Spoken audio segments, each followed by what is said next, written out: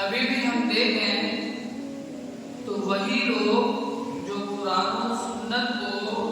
اپنی زندگی میں داخل کرنے والے ہیں،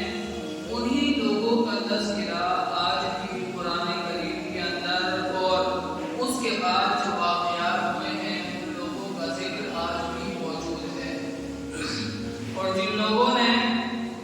اپنے آپ کو قرآن و سنت سے دور رکھا، اگرچہ وہ اپنے علاقے کے بڑے بڑے بادشاہ ہوں اور وہ گزر گئے، لیکن ان کا نام و نشان اس وقت باقی نہیں ہے۔ قرآن کریم یہ ایسی مقدس کتاب ہے کہ جب سے یہ دنیا بنی ہے اور جب تک یہ دنیا چلے گی، اللہ رب العزت و جلال نے تمام چیزوں کا حل اس قرآن کریم کے اندر رکھ دیا ہے۔ ایک دور تھا کہ جب قرآن کریم اگر کوئی پڑھتا تھا تو اس پر بڑی سختی کی جاتی تھی، لیکن ان لوگوں کے دلوں میں قرآن کریم کی لذت ایسی بیٹھ گئی تھی کہ قرآن کریم کے بغیر ان کو سکون ہی نہیں ملتا تھا۔ اپنے دن کی شروعات قرآن کریم کی تلاوت سے کرتے اور رات کو بھی جب سوتے تو قرآن کریم کی تلاوت کر کے سویا کرتے تھے۔ صحابہ کرام کا دور جب ہم دیکھتے ہیں تو اس دور کے اندر بعض صحابہ کرام وہ ہیں کہ خانہ کعبہ کا جو احاطہ ہے اس کے اندر قرآن کریم کوئی پڑھ نہیں سکتا تھا بآواز بلند۔ مشرکین ٹوٹ پڑتے تھے ان کو مارنے کے لیے، لیکن اتنا شوق اور جذبہ اور قرآن کریم سے اتنا لگاؤ تھا کہ بعض صحابہ کرام خانہ کعبہ کے ارد گرد کھڑے ہو کر قرآن کریم پڑھا کرتے تھے تو مشرکین مکہ ان کو بہت مارا کرتے تھے، بعض مرتبہ بے ہوش ہو جایا کرتے تھے صحابہ کرام، لیکن ایسی دلچسپی تھی صحابہ کرام کو قرآن کریم سے۔ آج دیکھیے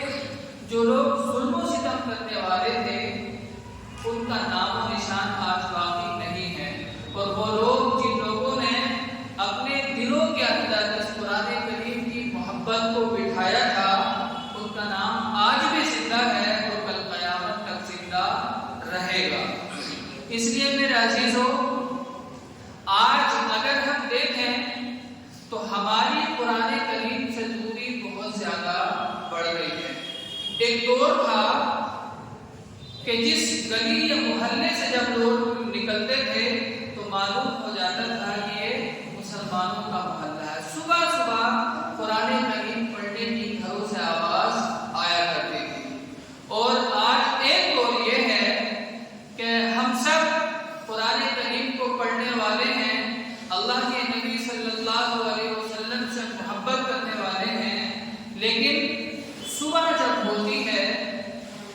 تو ہم لوگوں کی آنکھ بھی نہیں کھلتی نماز کے لیے۔ یاد رکھیے میرے بھائی، اگر آج ہم قرآن کریم سے یا نمازوں سے دوری بنائیں گے، آج ہماری آنکھ نہیں کھل رہی ہے یا کوئی اور وجہ ہے، ہم فجر میں مسجد تک نہیں جا پاتے، آج نہیں جا رہے ہیں، کل کو جانے کی کوشش کریں گے تب بھی نہیں جانے دیا جائے گا۔ حالات ہم سب دیکھ رہے ہیں، ہم سب کے بچپن میں جیسے حالات تھے وہ آج نہیں ہیں، اور اب جو نئی نسل ہماری آنے والی ہے آپ اس کے حساب سے سوچیں اس وقت کے اندر کیسے حالات ہوں گے۔ تو ہمیں اپنے بچوں کی پرورش بھی اس اعتبار سے کرنی چاہیے کہ جس دور کے اندر ہمارے یہ ننھے منھے معصوم بچے جب بڑے ہوں گے حالات بہت زیادہ خراب ہو سکتے ہیں اس وقت کے اندر، تو ہمیں اپنے بچوں کی تربیت اور پرورش بھی ایسی کرنی چاہیے کہ اگر اس دور کے اندر حالات نازک اور خراب بھی ہوئے تو ہمارے بچوں کا ایمان محفوظ رہے۔ صبح جب ہم اٹھیں تو قرآن کریم سے جب ہم اپنے دن کی شروعات کریں گے، ہمارے چھوٹے بچے تقریباً ہر گھر کے اندر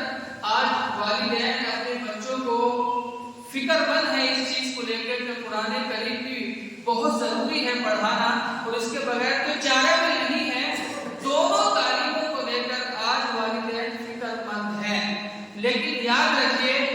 اگر صبح صبح اٹھ کر ہم نے اپنا مزاج قرآن کریم پڑھنے کا نہیں بنایا تو یہ ہماری جو اولاد ہے، جو ہماری جمع پوجی ہے، جس کے لیے سب کچھ ہم کر رہے ہیں،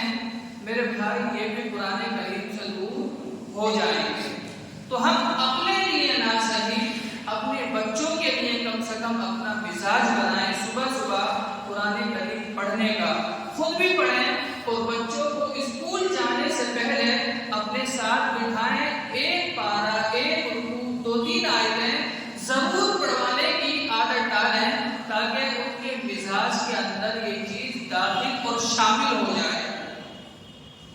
میرے بھائی حالات کیا چل رہے ہیں ہم سب جانتے ہیں، اور آگے کیسے حالات بننے والے ہیں یہ بھی ہم سب جانتے ہیں. اس لیے میرے بھائی بالکل بھی لاپرواہی اور غفلت نہ برتیں، خود بھی اور اپنے بچوں کے تعلق سے بھی. یاد رکھیے جب ہم اس دنیا سے چلے جائیں گے تو پیچھے کم سے کم کوئی ایسا ذخیرہ ہم چھوڑ جائیں کہ ہم خود تو وہ اعمال نہ کر سکے لیکن ہماری اولاد ہمارے لیے قرآن کریم پڑھ کر کے اچھے اعمال کر کے ہمارے لیے دعا کرے تاکہ اس دنیا سے جانے کے بعد بھی ہمارا جو ثواب کا سلسلہ ہے وہ باقی اور جاری اور ساری رہے. اور اگر ہم اپنے بچوں کی تربیت کے تعلق سے غفلت میں رہ گئے، یاد رکھیے ہمارے جو بڑوں کا ایمان تھا وہ آج ہمارا نہیں ہے. پہلے اگر امام صاحب نے محلے میں جبکہ وہ عالم بھی نہیں ہوتے تھے، حافظ بھی نہیں ہوتے تھے، بس قرآن پڑھنا آتا تھا، لیکن جو بات ان کی زبان سے نکل گئی لوگ سر آنکھوں پر اس کو رکھا کرتے تھے اور اسی کے مطابق اپنی زندگی گزارنے کی کوشش کیا کرتے تھے. آج بہت ساری نالج ہمارے پاس ہے، جب بھی کوئی بات ہوتی ہے فوراً موبائل اٹھاتے ہیں اور سرچ کر کے وہ سننے لگتے ہیں. لیکن اگر ہم دیکھیں تو آج ہمارا ایمان وہ نہیں ہے جو پہلے ہمارے باپ دادا کا تھا، اور آئندہ جو ایمان آج ہمارا ہے ہو سکتا ہے ہماری آنے والی نسل کا ایمان ویسا نہ رہے. حالات کو سامنے رکھتے ہوئے اپنے بچوں کے ایمان کی فکر کرنی چاہیے ہمیں، اور وہ تبھی ممکن ہے جبکہ ہمیں قرآن سے اور سنت رسول اللہ صلی اللہ علیہ وسلم سے محبت ہو. صرف کہنے سے کام نہیں بنتا ہے، اس کے لیے کام کرنا پڑتا ہے. جس طریقے سے ہم روز صبح کو ناشتہ کر کے اپنے بچوں کے لیے یا اپنے لیے یا اپنے خاندان والوں کے لیے کمانے کے لیے نکلتے ہیں، جبکہ اللہ نے وعدہ کر رکھا ہے جتنی روزی مقدر ہے وہ مل کر رہے گی، لیکن پھر بھی ہر بندہ اپنے گھر سے نکلتا ہے. آرام چھوڑ کر کے آرام کمانے کے لیے بندہ اپنے گھر سے نکلتا ہے. بالکل اسی طرح ہمیں اپنے بچوں کے ایمان کی بھی فکر کرنی چاہیے. اس لیے میرے عزیزوں قرآن کریم سے اپنی دلچسپی بڑھائیں اور خوب قرآن کریم پڑھنے کی کوشش کریں. اللہ رب العزت والجلال نے اس آیت کریمہ کے اندر یہی ارشاد فرمایا ہے، یہ وہ کتاب ہے جس میں کوئی شک و شبہ نہیں ہے اور یہ جہان والوں کے لیے ہدایت ہے. متقی اور پرہیزگاروں کے لیے یہ ہدایت کا ذریعہ ہے قرآن کریم. جب ہم قرآن کریم پڑھیں گے اور حدیث پاک کے اندر آتا ہے کہ اگر کوئی بندہ اس مقدس کتاب کا ایک حرف پڑھتا ہے تو ایک حرف پر 10 نیکیاں اس کو ملتی ہیں. حدیث پاک کے اندر آتا ہے الف لام میم، مثال کے طور پر الف کے اندر 3 لفظ ہیں، تو صرف الف پڑھنے پر اگر کوئی الف لام میم پڑھتا ہے، اس کے اندر الف کے اندر جب 3 حرف ہیں تو 30 نیکیاں ہو گئی، اور لام کے اندر 2 ہیں تو اس حساب سے آپ اندازہ لگائیے کتنا ثواب ملے گا. اور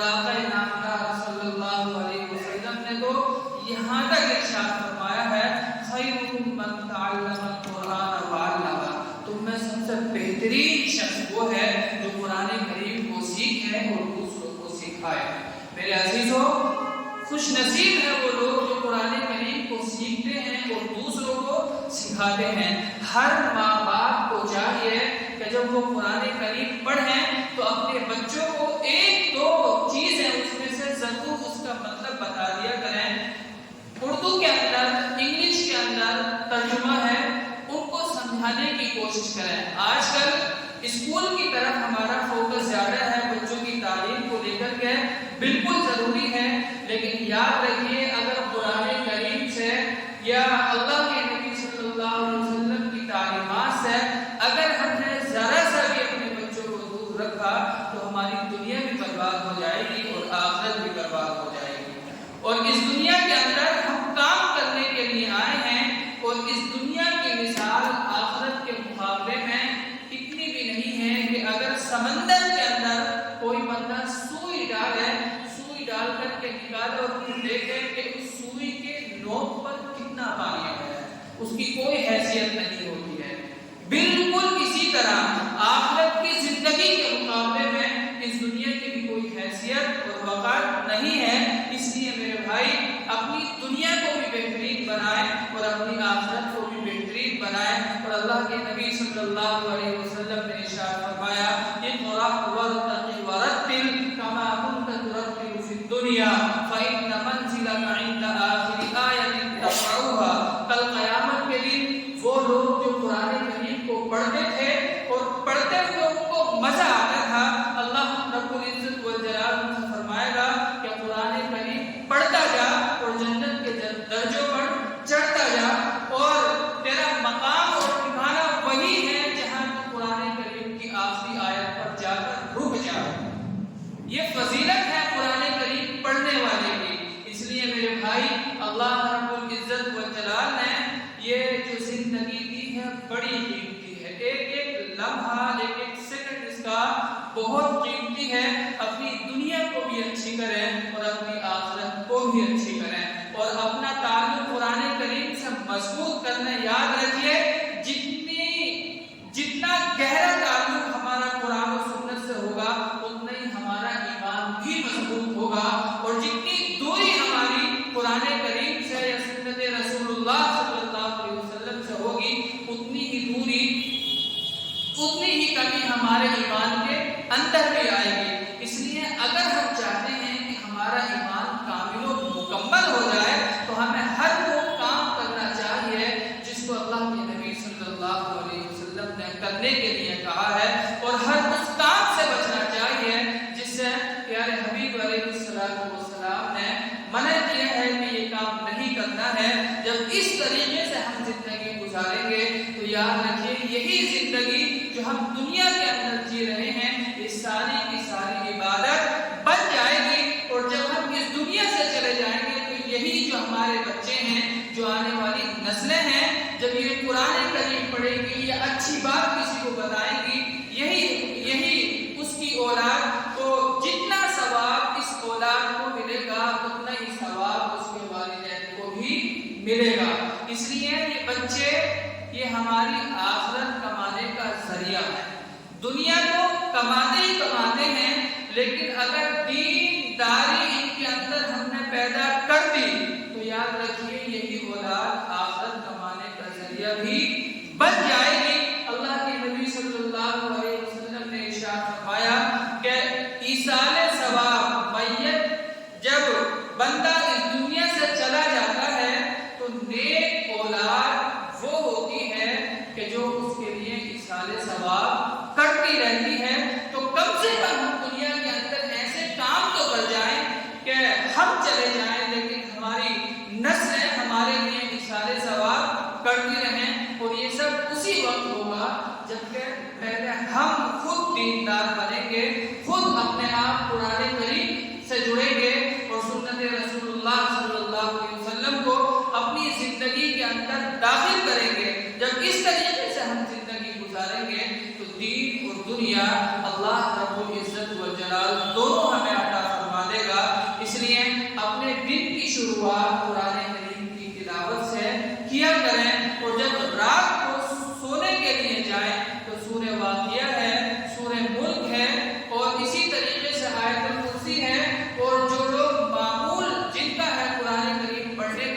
وہ اپنے معمول کے مطابق قرآن کریم پڑھتے رہیں. انشاءاللہ جب ہمارا مزاج یہ بن جائے گا تو یہ جو اولاد ہماری ہے، یہ جو نسل آنے والی ہے، اللہ رب العزت والجلال ان کو بھی دیندار بنا دے گا. اس لیے قرآن کریم سے خوب جڑیں. اور حدیث پاک کے اندر یہ بھی آتا ہے جو قرآن کریم پڑھتا ہے اس کا ثواب تو بے پناہ ہے، لیکن وہ لوگ جو قرآن کریم پڑھنا نہیں جانتے اگر وہ سنتے بھی ہیں، اللہ رب العزت والجلال ارشاد فرماتا ہے وَإِذَا قُرِئَ الْقُرْآنُ فَاسْتَمِعُوا لَهُ وَأَنصِتُوا لَعَلَّكُمْ تُرْحَمُونَ. کہ اگر کوئی بندہ قرآن کریم کو غور سے سنتا ہے اللہ رب العزت والجلال اس پر رحمت بھیجتے ہیں. آج جمعے کا دن ہے، اس دن کے اندر خاص طور سے اللہ کے نبی صلی اللہ علیہ وسلم پر درود بھیجنا چاہیے. اور خاص طور سے ایک درود اللہ کے نبی صلی اللہ علیہ وسلم نے بتائی ہے کہ اگر کوئی بندہ عصر کی نماز کے بعد اپنی جگہ پر بیٹھے ہوئے اللہم صلی علی محمد النبی الامی وعلی آلہ وسلم تسلیما، اس درود کو پڑھ لیتا ہے 80 مرتبہ اپنی جگہ پر بیٹھ کر کے، اللہ رب العزت والجلال اس کے 80 سال کے گناہوں کو معاف فرما دیں گے. اگر واقعتاً ہمیں اللہ کے نبی صلی اللہ علیہ وسلم سے محبت ہے تو ہمیں چاہیے کہ آپ علیہ السلام پر روز صبح و شام مشکل سے 5 منٹ لگیں گے 100 مرتبہ درود شریف پڑھنے کا معمول بنا لیں. اس کی برکت سے اللہ کے نبی صلی اللہ علیہ وسلم کی محبت ہمارے دلوں کے اندر پیدا ہوگی. اور یاد رکھیے جتنی محبت ہمارے دل کے اندر پیدا ہوگی ایمان بھی ہمارا اتنا ہی مضبوط بن جائے گا. جب ایمان بندے کا مضبوط ہوتا ہے تو حالات اس کے اوپر کیسے بھی آئیں اس کا رشتہ اللہ سے اتنا مضبوط ہوتا ہے کہ وہ گھبراتا نہیں ہے، بلکہ پریشانی ہو، تکلیف ہو یا اچھائی ہو، وہ ہر حال میں اللہ رب العزت والجلال کی طرف اس کو منسوخ کرتا ہے. قرآن کریم کے اندر کسی کو اللہ رب العزت والجلال نے ارشاد فرمایا یا ایھا الذین آمنوا استعینوا بالصبر والصلاۃ، کہ اگر پریشانی اور تنگدستی آ جائے تو پھر اللہ رب العزت والجلال کی طرف متوجہ ہو جاؤ، نماز پڑھو اور نماز کے بعد دعا مانگو، اللہ رب العزت والجلال کی مدد تمہارے ساتھ شامل حال ہوگی. اور دوسری جگہ فَاذْكُرُونِی اذْکُرْکُم وَاشْکُرُوا وَلَا تَکْفُرُونَ، اگر تم دنیا کے اندر اللہ کو یاد رکھو گے اللہ رب العزت والجلال پرانی مخلوق فرشتوں میں تم کو یاد رکھے گا اور تمہارا ذکر کرے گا اور تم اللہ کی نعمتوں پر شکر کرو گے، اللہ رب العزت والجلال مزید نعمتوں سے تم کو نوازے گا. تو اگر ہم چاہتے ہیں کہ ہماری زندگی خوشحالی کے اندر گزرے، ہماری زندگی اطمینان اور سکون کے ساتھ گزرے، تو ہر حال میں اللہ رب العزت والجلال کا شکر بجا لانے کی کوشش کریں. اللہ رب العزت والجلال ہمیں عمل کرنے کی توفیق عطا فرمائے اور اپنے دن کی شروعات قرآن کریم کی تلاوت سے کرنے کی توفیق عطا فرمائے.